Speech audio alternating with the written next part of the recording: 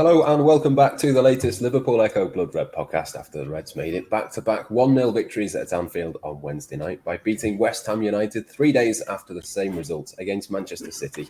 We'll talk West Ham shortly. We'll preview the lunchtime game tomorrow away at Nottingham Forest as well. But there was some not quite so good news for Steven Gerrard, Joe, last night as he was sacked as manager of Aston Villa. We'll go to you first on this one. Theo Squires alongside us as well. But we'll start with Gerrard. It didn't really feel like a massive surprise that he'd been let go to me. It was a tough job, obviously, that he'd taken on. But the Villa fans started to turn and it kind of felt inevitable sooner rather than later. And obviously after a 3-0 defeat to Fulham, the trigger was pulled.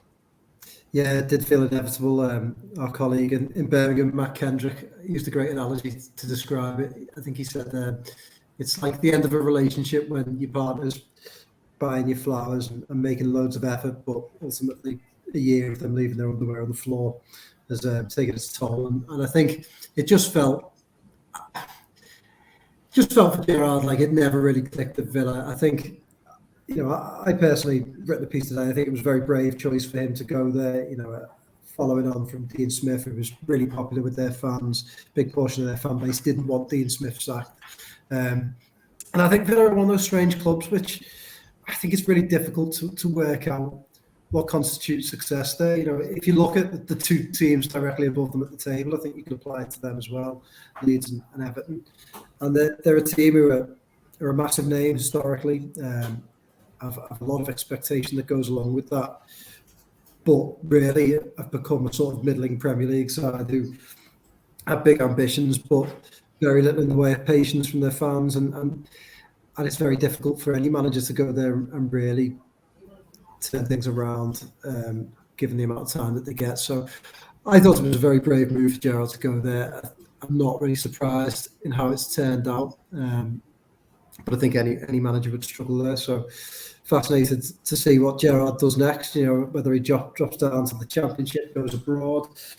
I think we know what Gerrard's like. He'd be hungry and want to bounce back. I think he's going to have to choose his next move really wisely. But it just didn't really seem to click at Villa, and he never seemed to be popular with the fans. And I think as well, added to all this, I think, look, Gerrard, we know, isn't really that popular with fans of people outside of Liverpool. I think he did so much damage when he was a player to so many other teams. And I think some of the things he achieved at Liverpool, there was quite a lot of envy there from opposition fans. They love to take the mick out of him. So, yeah, again, he'd have had to have pretty big success pretty quickly to sort of forge a long-term relationship with those fans. So it was always a difficult one. But I'm sad to see it happen to him.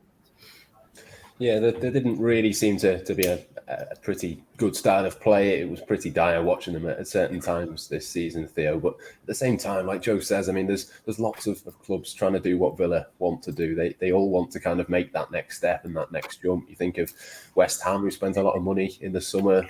A team like Brighton, who spent a lot less, but are in that kind of sort of area of the table as well. Even someone like Palace or Wolves or teams like that. There's only so many European places. It did almost feel like an impossible job for Gerrard to achieve what they wanted him to. And whoever comes in after him, I think, will probably end up proving that too. Well, the names you've spoken about there, the difference is, I suppose, club-wise, they're all managed really well, and that's the reason they've been able to take those next steps. Like we talk about Brighton and how well they're managed. It's such a small pool now to get into this big step of success for Premier League teams if you're not part of the big six. Like Newcastle have just taken that seventh spot now, so that's your European place is gone. You need to have a domestic cup run ready to have good success or get a chance of getting into Europe. But when you've got like City dominating them, that's another well that's dried up. So it is just been the best of the rest. David Moyes spoke midweek after the Liverpool game how West Ham have become the best of the rest of the last few years, had a couple of European campaigns, and they've been managed really well, despite the owners maybe not being most popular at times. But they've still signed well, and by sticking with the manager, they've managed to make it click. He's got a connection with the fan base. Steven Gerrard never had any of that at Aston Villa. I think it's only a few years ago they were coming up from the Championship. They're on the verge of administration. One of the reasons Dean Smith lost his job was because they just went on this massive spending spree and the players didn't really step up and deliver what they expected. They went on another spending spree to back Steven Gerrard. Most of those signings end up injured, so he's left with the squad that Dean Smith left him, which he pretty much said wasn't good enough in the first place. Now he's got to get them on side and get them up to speed. And it probably lost the dressing room when he dropped popular Tyrone Mings, stripped him of the captaincy. So he was always putting out so many fires. Villa fans were never going to take to him if he didn't get this success, because Dean Smith was one of their own. He was a boyhood Aston Villa fan. As Joe said, they didn't want him to go. And all the times he scored against Aston Villa in the time, they were just waiting for him to fall flat on his face so they could turn against him. It wasn't quite Steve Bruce levels where they're throwing, was it cabbages or lettuces or whatever it was at him on the side of the pitch. But it was only a matter of time before they did turn on Gerrard, because let's face it, he was never going to get them into European football, certainly not in the first 12 months. He took over a team in 15th. He got them to 14th. Realistically, they're looking at 10th. Not been a great season so far, but there's so many injuries. Maybe a manager with more experience that'd give him a bit more faith, give him a bit more time. But when he's just proven north of the border with Rangers at the moment, it's very easy for Villa to eventually pull the plug on it and just hope that wherever Gerrard goes next, he'll choose his next move wisely, can get that connection with the fans and rebuild the reputation. Because if he gets the next move right, they sort of, Villa, it was just difficult circumstances. If he gets it wrong, he's very much costing himself a chance of being Liverpool manager one day, because you think maybe he's not quite got it. And then there's always going to be that talk of, how much did Michael Beale's departure to QPR affect him on the same day? Beale turns down a move to Wolves, a move to the Premier League. His QPR side at the top of the Championship. Everything's going right for him, and he seems destined to be a Premier League manager one day, whereas Gerrard's going back to the drawing board. Yeah, it was not the best sort of circumstances for Gerrard. There were injuries and mitigating circumstances there, as Theo says, Joe. But where do you think this leaves him? Obviously, the end game for him would always be the Liverpool job. There was always probably going to have to be another step between now and then. But where does he go next? There doesn't seem to be many obvious Premier League jobs that might come up soon that he'd be looking at. So is it just a step to the Championship, do you think? That's first things first. I think we need to sort of stop this crazy Liverpool job. If he was any other manager, we'd never mention him. And because of his Liverpool ties, it's like, even after being sacked by Villa, we're still mentioning getting the Liverpool job. I think he needs to just forget about that. The best thing that's happened to Frank Lampard is that he's been to Chelsea and been sacked, because he can just get on with his career now and forget about having that constantly hanging over him. And I think for Gerrard, that needs to become less of a thing. And in a way, this might help him, because it might make the Liverpool job suddenly evaporate, go away, and he can get on with his career without worrying about that being an issue at every club he goes to. If he achieves it, can he get the Liverpool job? So I think first thing first, we need to forget about that. And Liverpool, when the time comes to replace Jurgen Klopp, need to replace Jurgen Klopp with the absolute best manager they can get, and the one that suits them well, not just because someone was their ex-player or has an affinity with the club. So I think for both sides, we should move away from that. But yeah, where it suits Gerrard, I'd like to see him go abroad. I think, let's face it, I think there's two places I can see him going to. One is the Championship, and the other one is abroad. And in the Championship, I think you can certainly prove yourself and do well there. I think it would be good for him in terms of, he would pick up a lot of experience there. He'd be given more time to make mistakes.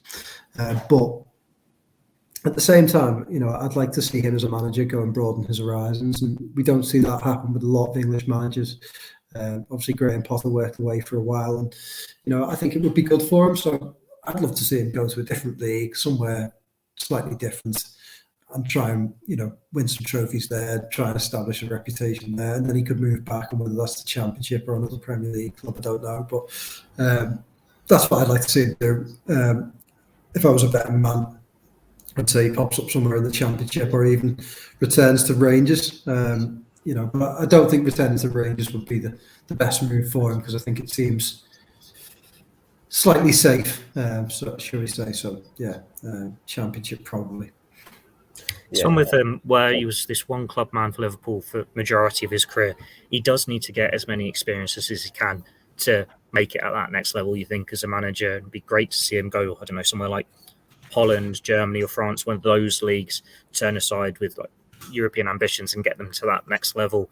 But I suppose alternatively, maybe he's a contender for the England job if they have an awful World Cup. If Southgate gets sacked, like his main highlight at Rangers, apart from winning the league, was those European runs. And that was based on his tactics when they were setting up so well defensively, getting away goals and getting through to the later stages of these tournaments against the odd. That is perfect for knockout football. It's perfect for international football where it's not the most pretty on the eye. I think maybe good working with a higher level of player there. Obviously, shooting Southgate down now before even they've had the chance to compete in the World Cup. He's a man who's got them to a European Championships final and World Cup semi-final. But the pressure has been on him this year. There's going to be scrutiny over whoever he picks in this squad next month. If that tournament doesn't go to plan, pressure's on even more and he loses the job. That's a couple of months on holiday or whatever for Gerrard. He can be a pundit, do whatever he wants.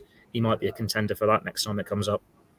Yeah, I think it'd certainly benefit him to have a little bit of a break and reassess and make sure he gets the next one right. But don't worry, Joe, I'm not going to ask you about the England job. We'll move on. We'll go beyond that.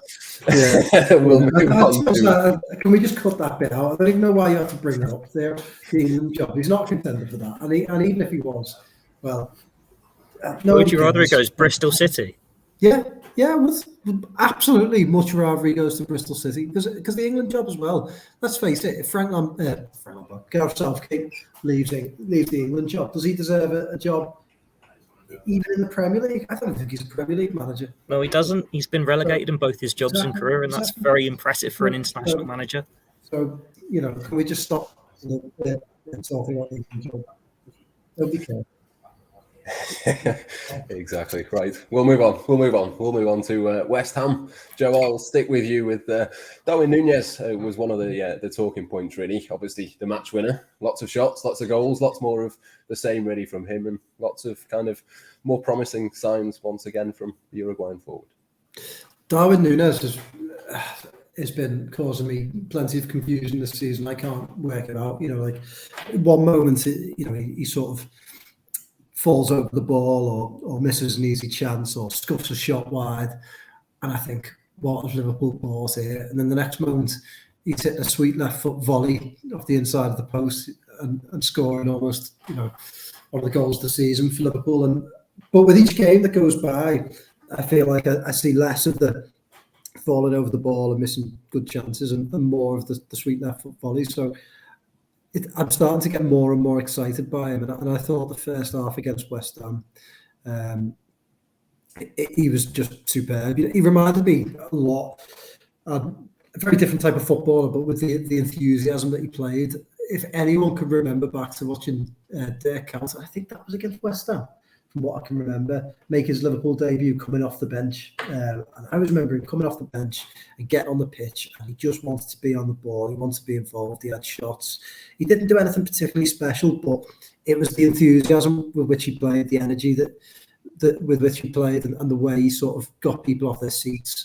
And I know, people might wonder why I'm comparing Darwin Nunez to Dirk Kuyt. We hope that Darwin Nunez will perhaps score more goals than Dirk Kuyt.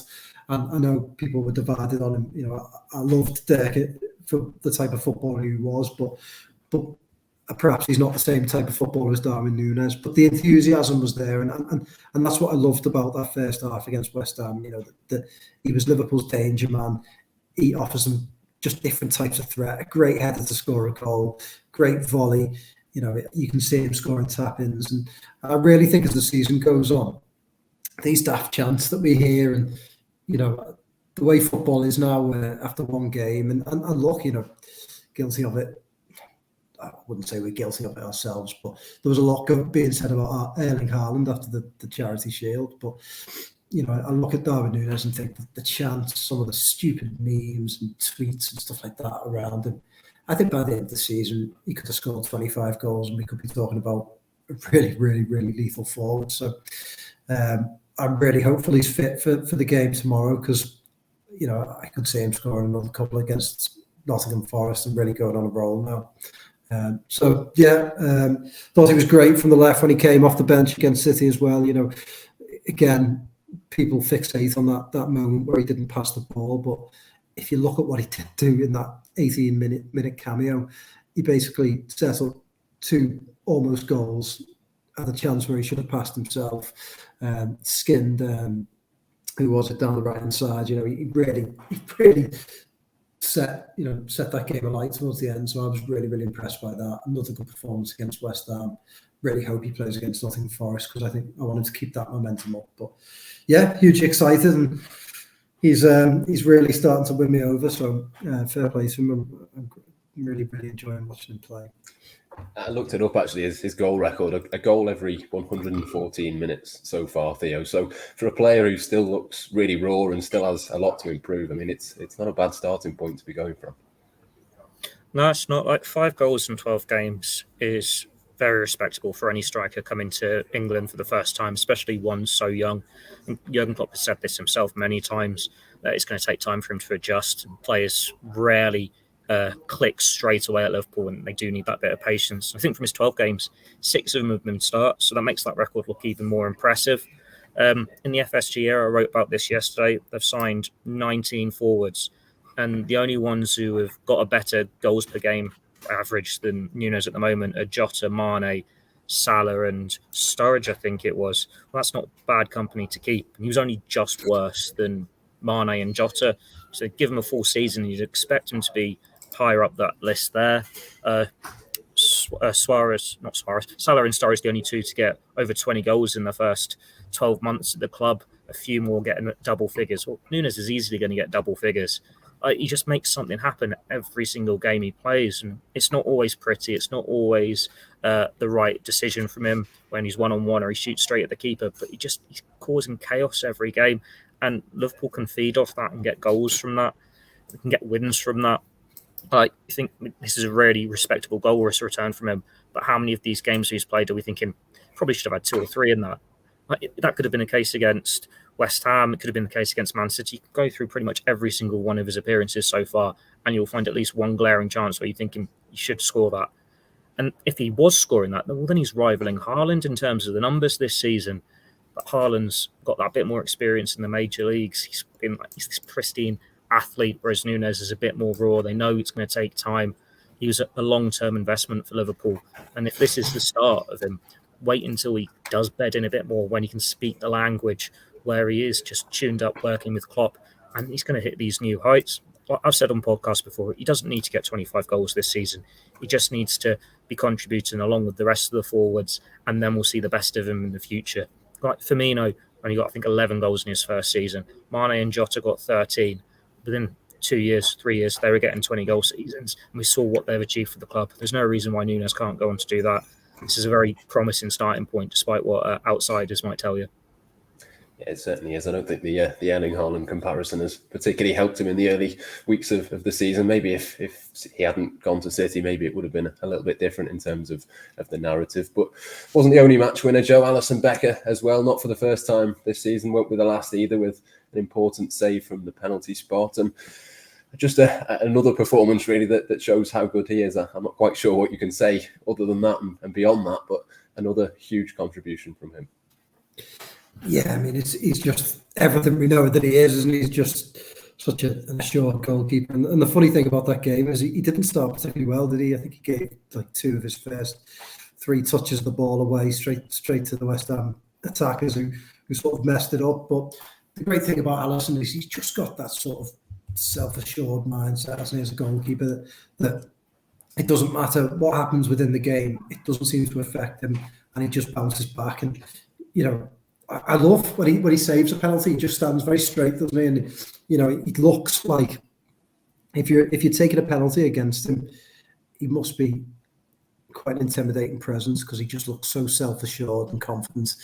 You know, he looks like the attacker who's about to slot the penalty, not the goalkeeper who expects to concede. So, you know, very, very confident guy, and you know, that's why for me he's the best goalkeeper in the world, because of his mindset, and I think that's his greatest attribute. So yeah, save Liverpool's bacon, and so did, by the way, so did James Milner at the end with just the most incredible interception, which hasn't been a great deal made of that. You know, just because I think a lot of people at the time just thought it was an Alisson save. It was a good save, wasn't it? But without Milner's touch there, that would have been in the back of the net, and Alisson would have had no chance. But what a touch that was, and Milner has quietly played a very effective role for Liverpool this season.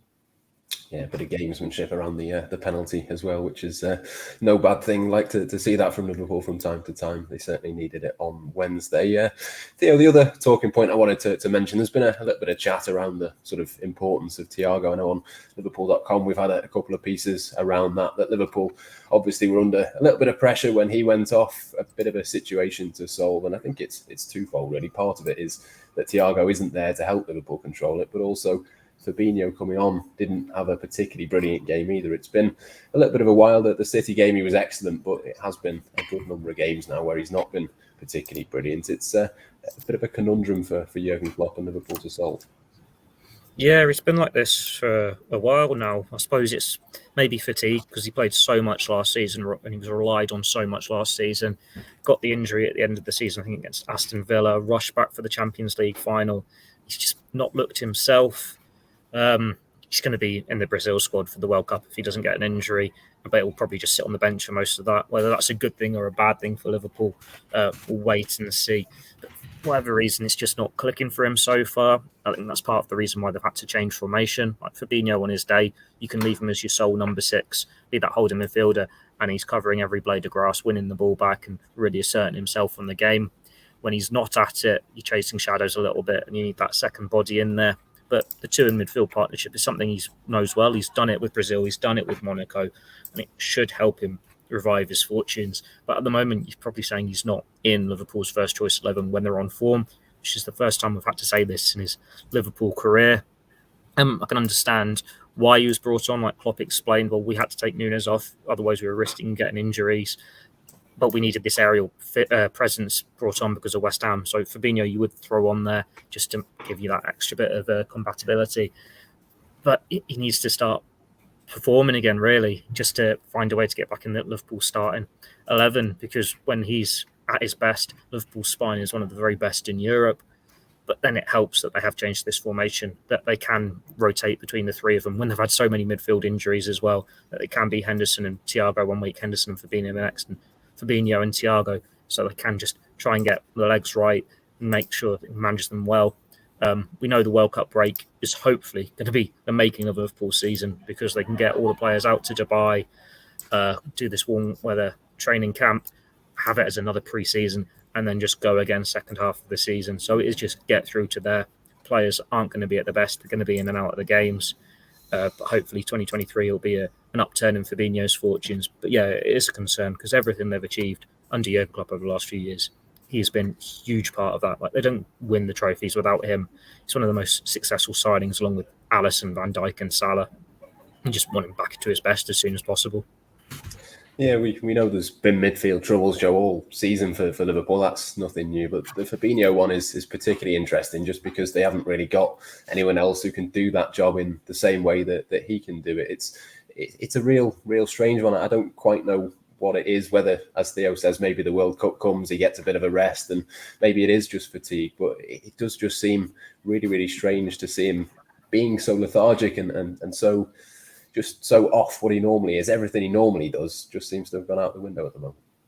Yeah, I don't worry too much about Fabinho because I look at it and think, well, could we not be saying this about, 70, 80% of the Liverpool squad this season? I think we could. And I think if you look, there's been a couple of things that I think have really affected him. First of all, a very inconsistent midfield in terms of partnerships. I think Fabinho is at his best when he's consistent playing every week with consistent partners, and that hasn't happened.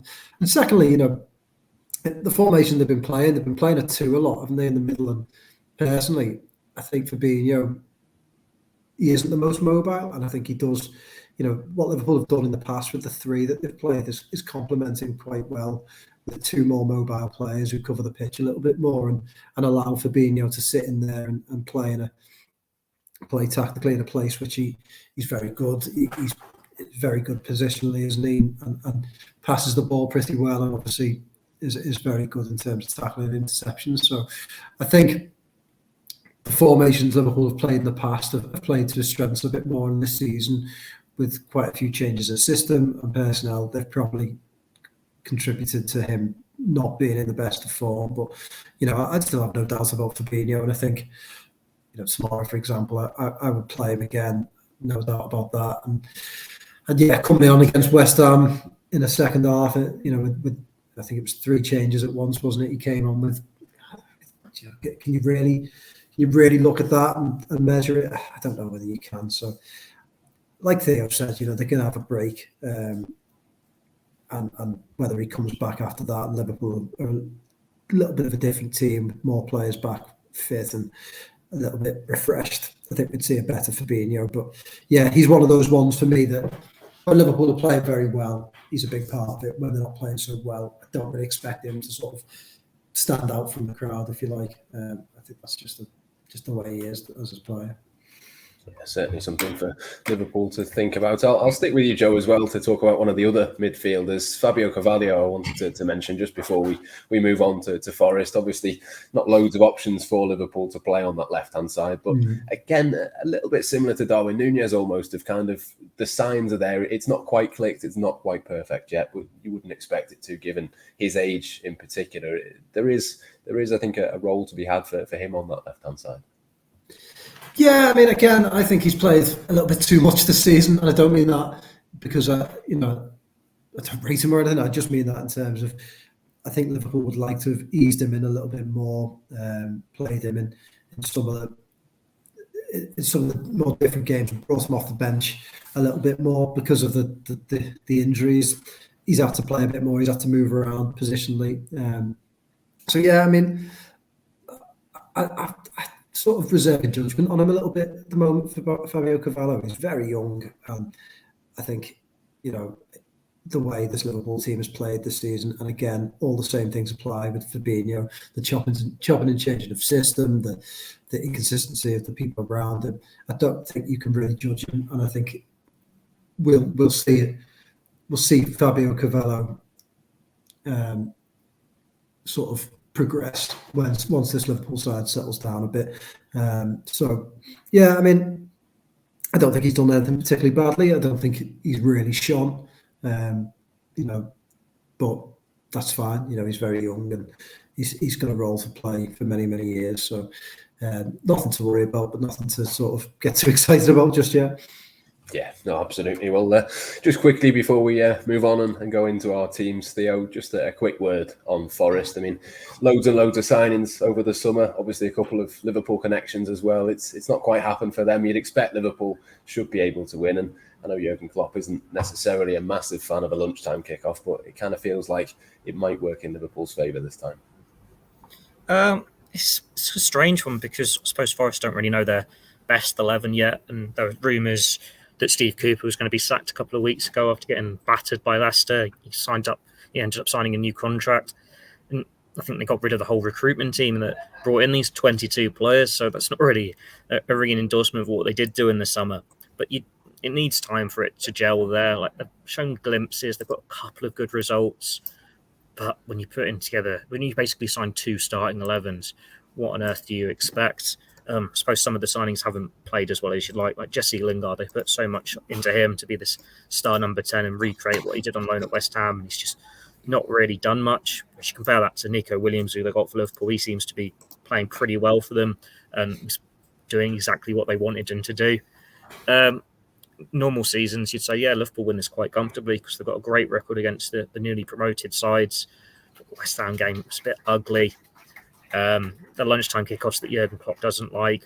When Liverpool have been sluggish this season for the majority, this is that sort of game where they could just be sluggish and start poorly, find themselves 2-0 down.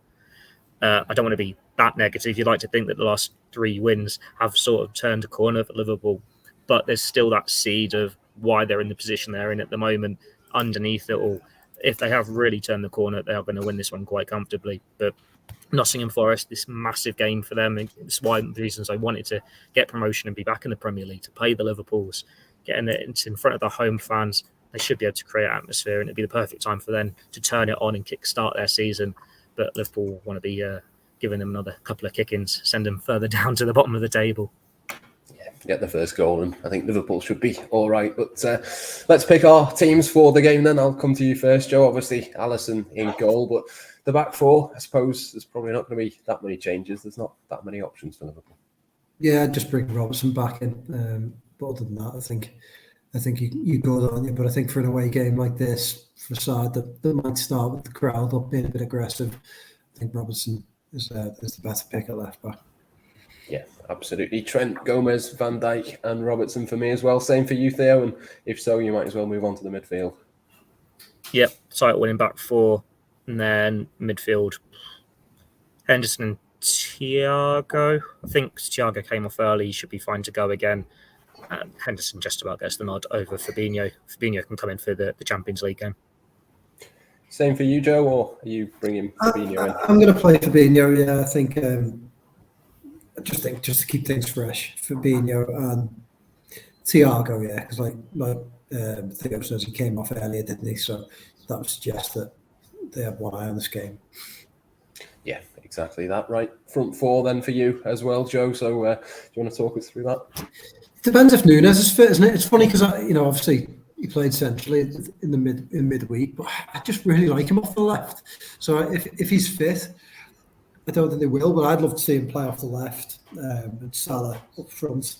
Then I would play Elliott off the right and Firmino in behind. But I think if he's fit, it'll more likely be him up front, and then I'm not sure because you would think Salah off the right, Firmino through the middle. I don't really think Elliott sort of suits off the left, does he? So you'd probably play Cavallo there. But my pick, it's my team, isn't it? So let's go with Nunez off the left and Salah up front. Yeah, Theo, what about your front four? It's not really many alternatives, are there? Curtis Jones could be a contender now. Like Jurgen Klopp was singing his praises in the press conference, saying how he's perfect, that he's come back and he's got so much talent. He came on the left in midweek, and he's got a really good scoring return there for the youth teams. Thinking if you could take that level to the first team, then it could be a real chance for him to stake a claim. One of the reasons why Jurgen Klopp signed his new contract was so he could be here for the next stage of Elliott and Jones's career, Carvalho as well. Maybe come a little bit earlier than he thought, but they're going to get minutes now. But then he's only played half an hour since the Community Shield, so it's whether he's ready to start a game. I'd imagine he's going to start one in the next week, whether it's Leeds, Ajax, or this one. After all that, I'm just waffling on a bit, so let's keep him on the bench because I think they've got to be a bit careful with it. Mate, I'll go Nunez on the left if he's fit. Elliott on the right, Salah and Firmino, just because Carvalho, he's showing glimpses, but he's not quite the consistency of Elliott at the moment. Have a moment off the bench or something, can't he? Maybe get a goal if he needs to, but he's just relying on Nunez being fit because when he's fit, he makes things happen. Yeah, I'm going to go Carvalho left, Elliott right, and then if Nunez is fit, play him with Salah through the middle. I don't really want to see Salah out on the right-hand side again, so that's what I will go for. But let's go for our match predictions as well just before we finish. I'm going to go bold. I'm going to go 3-0 to Liverpool. Joe, what do you reckon? 2-1